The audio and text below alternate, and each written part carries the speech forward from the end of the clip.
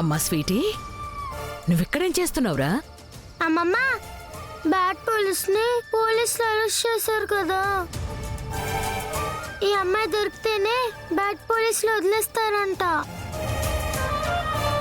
ఏంటి, మీకున్న దరిద్రాలకి మీకెలాగో కష్టాలు తప్పు. ఈ పసిపిల్లను కూడా కష్టపెడతారా? అమ్మమ్మ, తనొద్దుంటున్నా నేనే వచ్చాను. నీకు బోల్డ్ అంత పేరుందని పెద్ద పెద్ద వాళ్ళు తెలుసని చెప్పావు కదా. అమ్మమ్మ, వాళ్ళకి చెప్పి బ్యాడ్ పోలీసుని విడిపించమని చెప్పు. స్వీటీ, ఇది పెద్దవాళ్ల వ్యవహారం, నువ్విందులో జోక్యం చేసుకోకూడదు. వ్యవహారం ఏదైనా సరే, బ్యాడ్ పోలీస్ అంటే నాకు చాలా ఇష్టం. నేనంటే నీకిష్టం కదా. నా కోసం హెల్ప్ చేయవా ప్లీజ్ అమ్మమ్మ? ప్లీజ్ ప్లీజ్ ప్లీజ్ అమ్మమ్మ, ప్లీజ్. ఇదేంటి, స్వీటీ ఈవిడ్ని అమ్మమ్మ అని పిలుస్తుంది, అంత ఆప్యాయంగా పిలుస్తుంది. అంటే స్వీటీని పల్లవి అక్క కూతురా?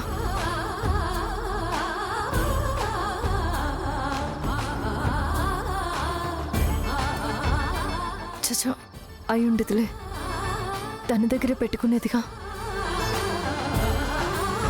మొన్న ఫంక్షన్లో క్లోజ్ అయినట్టుంది. ఏంటి తెగ ఆలోచిస్తున్నావు? గోడ మీదున్న అమ్మాయిని కోర్టుకి ఎలా తీసుకురావాలా అనా? ఆ అమ్మాయి ఎలాగో వస్తుంది, వచ్చాక అన్ని నిజాలు కక్కేస్తుంది. అప్పుడు ఆ అమ్మాయిని ఎవరైతే ఇలా ఉసిగొలిపారో వాళ్ళ పరిస్థితి ఏంటో అని ఆలోచిస్తున్నాను. ఏంటి, పగటి కలలు కంటున్నావా? నేను కలలు కంటాను, నిద్రాహారాలు మాని వాటిని నిజం కూడా చేసుకుంటాను.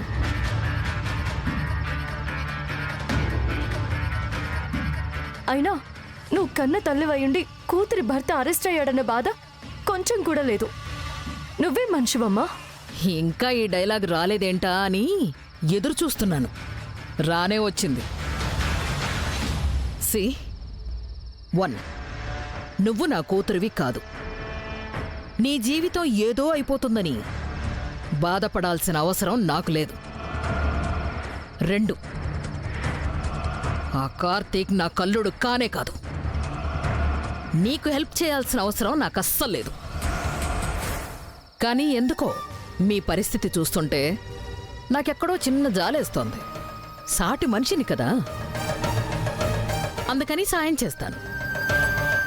నువ్వు పని చెయ్యి, నా కాళ్ల మీద పడి నేను పల్లవిని కాదు, జస్ట్ ఆ కార్తీక్ భార్యని అని నిజం ఒప్పేసుకో.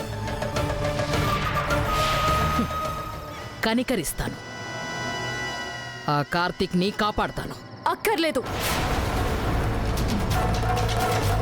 నా భర్తని ఎలా కాపాడుకోవాలో నాకు బాగా తెలుసు. అమ్మ దగ్గర లేకపోతే ఏంటి, ఆ అమ్మవారి ఆశీర్వాదం నాకుంది. గెలిచే తీరుతాను. ఎందుకంత శ్రమ? అలసిపోతావు. నీకెందుకంత భయం? నేను గెలిచిపోతానా? వెళ్ళండి వెళ్ళండి, వెళ్ళి మీ పని చూసుకోండి.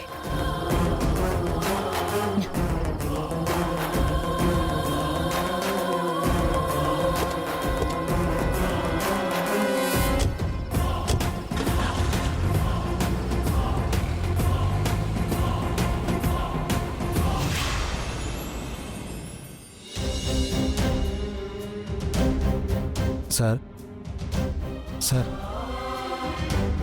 మీకేం కాదు సార్, మీరు నిశ్చింతగా ఉండండి.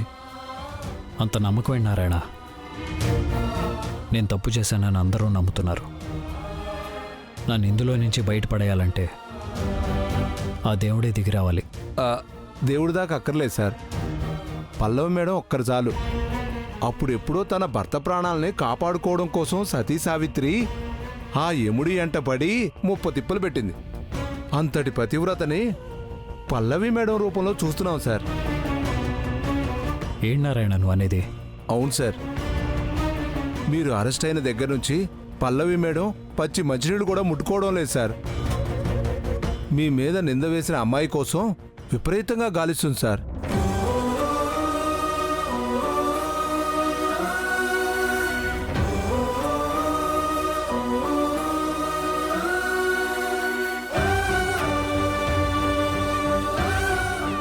మేడం గారి కష్టం వృధా కాదు సార్.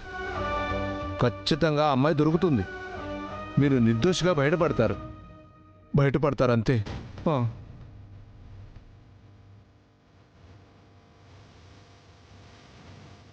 రుక్మిణి గారు, మీరు నా కోసం ఎంత ఇబ్బంది పడుతున్నారా?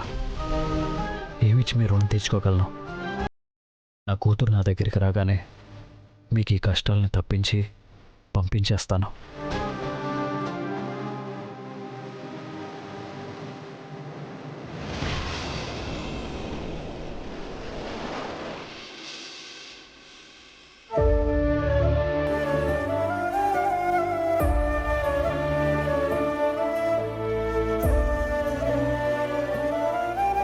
ధర్మ, బయలుదేరదామా?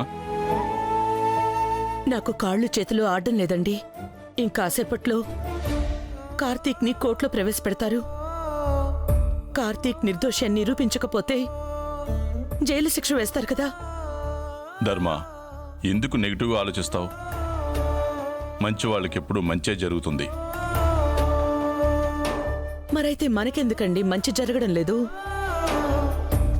నాకు తెలిసినంత వరకు కార్తీక్ ఏ ఒక్కరికి అన్యాయం చేయలేదు. అలాంటి వాడికి ఎందుకండి ఇంత శిక్ష? వాడికి ప్రాణానికి ప్రాణమైన భార్య దూరం అయ్యింది. ప్రాణం కంటే ఎక్కువగా ప్రేమించిన పోలీసు ఉద్యోగం దూరం అయింది. నలుగురికి మంచి చేయడం తప్ప మోసం చేయడం తెలియని వాడి మీద భరించలేనంత నింద పడింది. మరి మంచి వాళ్ళకి మంచి ఎక్కడ జరుగుతోందండి? ధర్మ, ఉలిదెబ్బలు తింటేనే కానీ రాయి కూడా రాముడు కాలేదు. ఈ గాయాలు కూడా వాడి గౌరవాన్ని పెంచడానికి అని నాకు అనిపిస్తుంది. నన్ను నమ్ము ధర్మ, ఖచ్చితంగా కార్తీక్ నిర్దోషిగా బయటకు వస్తాడు.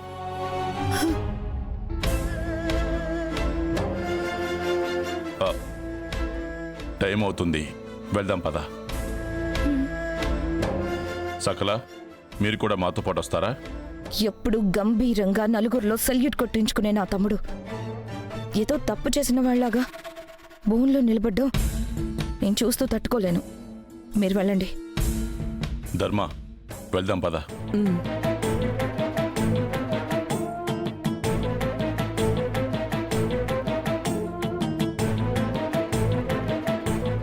తాతయ్య, ఎక్కడికి వెళ్తున్నారు? కోర్టుకు వెళ్తున్నాం అమ్మా. ఈరోజు బ్యాడ్ పోలీస్ది కేసు హీరింగ్ ఉంది కదా, అక్కడికి వెళ్తున్నాం. అమ్మ పల్లవి, నువ్వు మాతో పాటు వస్తావా? లేదు మామయ్య, మీరు వెళ్ళండి. కోర్టుకి ఇంకా టైం ఉంది కదా. ఈలోగా టైం వేస్ట్ చేయకుండా ఆ అమ్మాయిని వెతుకుతాను. ప్రతి క్షణం కూడా మనకి ఇంపార్టెంటే కదా. సరేనమ్మా, నీ ఇష్టం. స్వీటీ, నువ్వు ఇంట్లోనే ఉండు. నేను ఎలాగైనా ఆ అమ్మాయిని వెతికి పట్టుకుంటాను. సరేనా? అలాగే ఫ్రెండ్, ఆల్ ద బెస్ట్.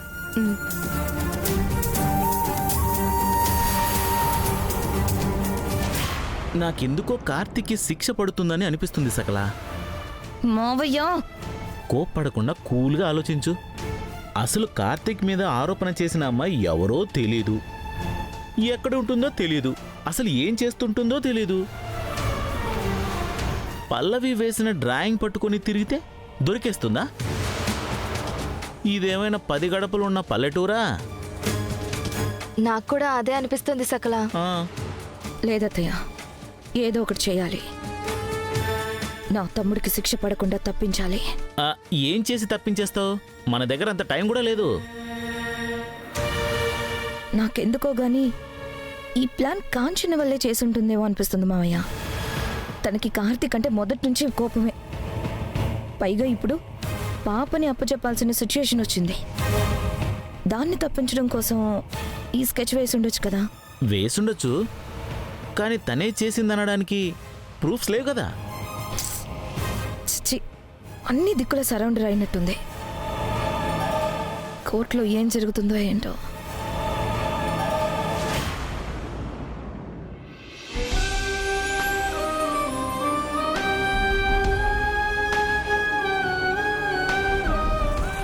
ఆపండి ఆపండి. ఈ అమ్మాయిని ఎక్కడైనా చూసారా? చూడలేదు మేడం. సరిగ్గా చూసి చెప్పండి, మీకు లేదు లేదు తెలుసేమో. తెలియదు మేడం. ఏమండి, ఈ అమ్మాయిని ఎక్కడైనా చూసారా? లేదండి, చూడలేదు. ఒకసారి సరిగ్గా చూసి చెప్పరా? లేదండి, ఎక్కడా చూడలేదు. సార్ సార్ సార్, ఈ అమ్మాయిని మీరు ఎక్కడైనా చూసారా? చూడలేదు. ఒకసారి గుర్తు చేసుకోండి. చూడలేదండి. బాబు, ఈ అమ్మాయిని ఎక్కడైనా చూసావా? చూడలేదు మేడం.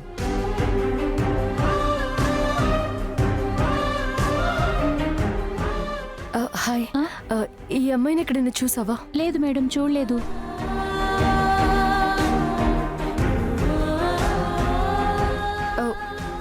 ఏమండి, ఈ అమ్మాయిని ఎక్కడైనా చూసారా? చూడలేదండి.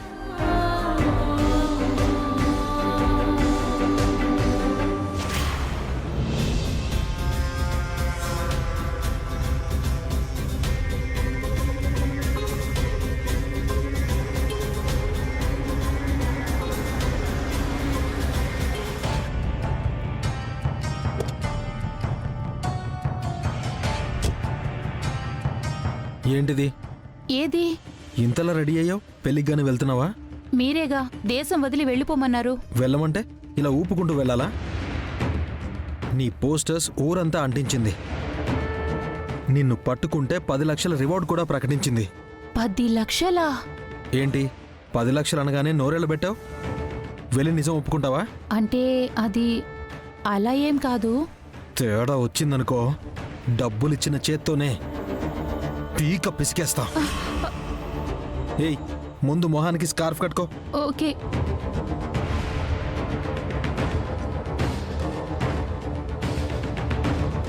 ఎవరికంటా పడకుండా నేరుగా ఎయిర్పోర్ట్కి వెళ్ళి ఫ్లైట్ ఎక్కు. అక్కడ మా వాళ్ళు రిసీవ్ చేసుకుంటారు, సరేనా? అలాగే సార్.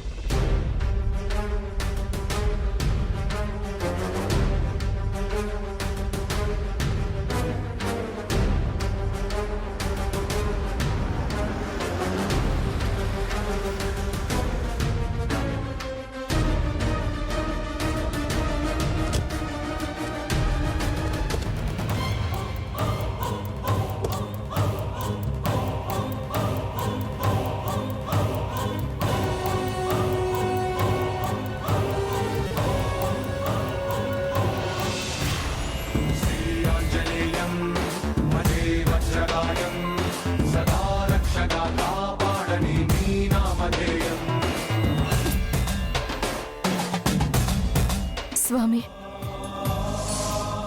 మా ఆయన కష్టమని వచ్చిన వారికి సహాయం చేస్తారే తప్ప ఎవరికి అన్యాయం చేసెరగడు. అలాంటి మనిషిని ఎందుకయ్యా ఇంత కఠినంగా శిక్షిస్తున్నావు? తెలియక ఏదైనా పొరపాటు చేసుంటే ఆయన అర్ధాంగిగా ఆయనకి బదులు నన్ను శిక్షించు, అంతేకాని ఆయన్ని మాత్రం రక్షించు స్వామి.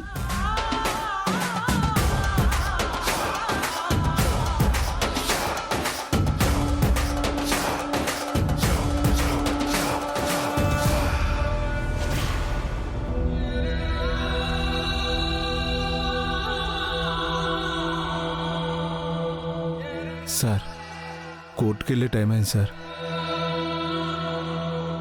మీకు ఎలా ఉందో తెలియదు కానీ నాకైతే చాలా భయం వేస్తుంది సార్.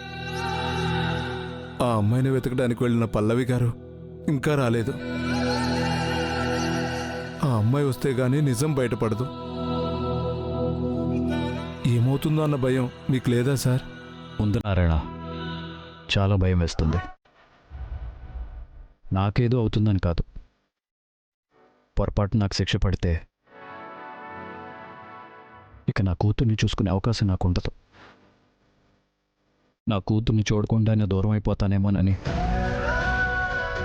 నరకం అంటే ఎక్కడో పైలోకంలో ఉంటుంది, చచ్చాక వెళ్తాం అనుకున్నాను నారాయణ. ఆ నరకంలో కూడా ఇంత బాధ ఉంటుందేమో.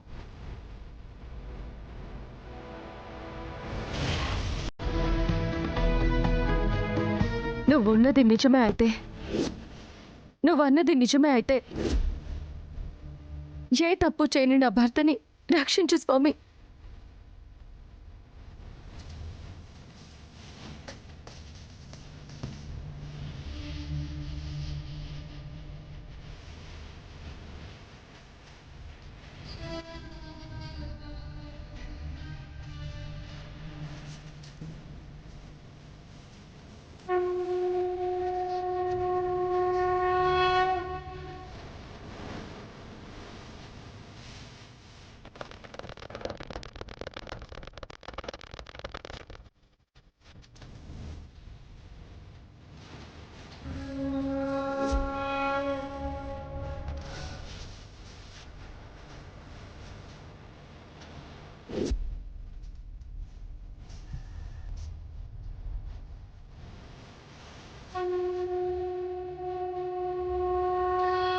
అన్నా కొంచెం ఉక్కపోస్తుంది, ఏసీ ఆన్ చేయరా? మేడం ఏసీ రిపేర్లో ఉంది మేడం, విండో దించుకోండి మేడం.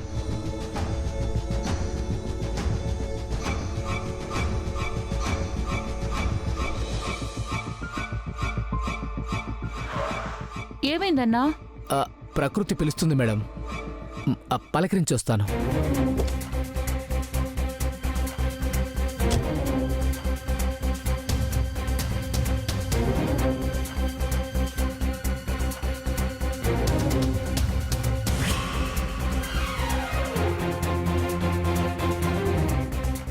అమ్మాయి కనిపించడం లేదు, పట్టించిన వాళ్ళకి 10 లక్షలా? అబ్బో, 10 లక్షలు ప్రకటించారంటే పెద్ద పార్టీనే. ఈ అమ్మాయి ఎవడికి దొరుకుతుందో కానీ వాడి లైఫ్ సెట్టే. ఇంకా ఒకవేళ మనకు దొరికితే మన లైఫ్ సెట్ కదా. ఒక చిన్న ఫోటో తీసుకుందాం.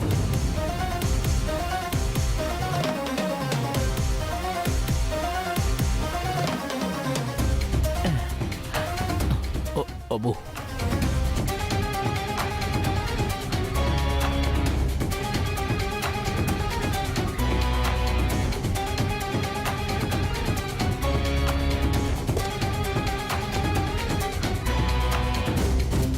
తొందరగా పోనివన్నా, టైం అవుతుంది. అలాగే మేడం, వెళ్తున్నాను మేడం. 1 సెకండ్.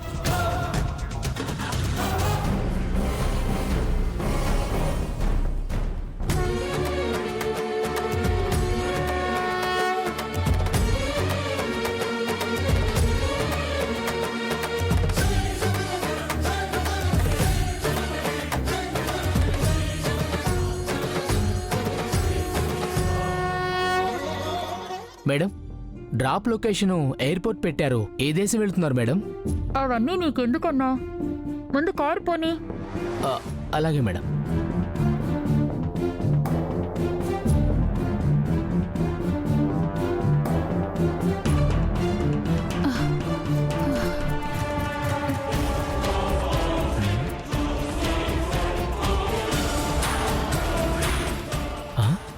ఈ అమ్మాయి ఆ అమ్మాయిలా ఉంది.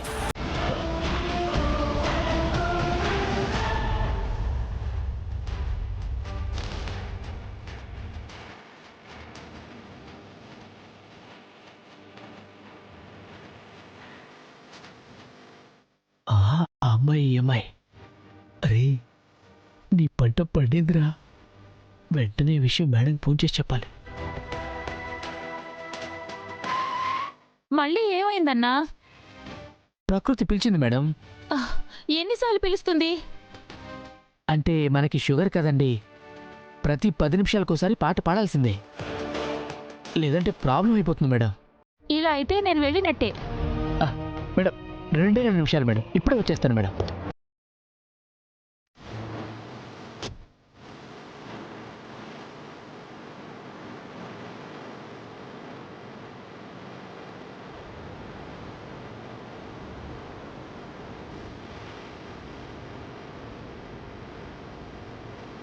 హలో. హలో మేడం, పల్లవి గారేనా? అవును, ఎవరు? నేను క్యాబ్ డ్రైవర్ని మేడం.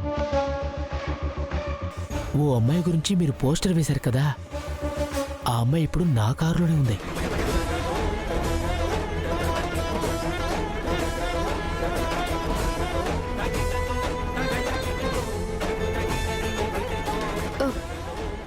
ఏంటన్నా మీరు అనేది? నిజంగానే మీ కారులో ఉందా? నిజం మేడం, ఎయిర్పోర్ట్ వెళ్ళడానికి నా కారు బుక్ చేసుకుంది. నేను గుర్తుపట్టి మీకు కాల్ చేశాను. అన్నా నేను ఒక పని చెప్తాను, అది చేస్తారా? చెప్పండి మేడం. అన్నా